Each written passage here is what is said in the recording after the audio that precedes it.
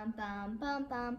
Hello everyone and welcome back to KMBC9 News. I'm your host, Tessa, and today we are interviewing Miss DeMott. She is an art teacher at a middle school. So Miss DeMott, thank you for being here today. Thank you for having me, Tessa.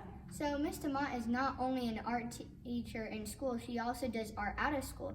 She works for other people too. How long have you been an art teacher? Well, I had to stop and think about it today because with us not being at school, I kind of forgot what it's even like to be a teacher some days. So I counted today and I believe I've been a teacher for 7. I've been at the middle school for 5. I was at Eugene Field for a year, and then I taught in Bethany, Missouri for a year before that. Oh wow, that's a lot. Yeah. And what's your favorite kind of art to do? Probably painting. I like to draw, but I really got into painting when I was in college, and so a lot of the stuff I do anymore is either watercolors or oil painting. So when did you realize you loved art?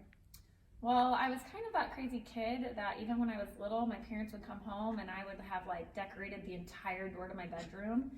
And they should have known I was probably going to be a teacher because it was kind of like a bulletin board. But I think as long as I can remember, I've always just kind of liked to craft and stuff. And I was going to be a veterinarian, but I decided I really wanted to have a family and I liked having kids around and being around kids. So my art teacher said, "You love art, why don't you try that?" So here I am.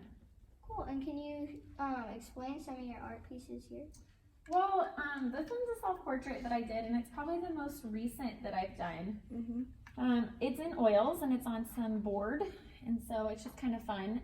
Then the tulips I brought because a lot of what I've been doing lately is I teach classes at nursing homes, or people asked me to come before we had COVID.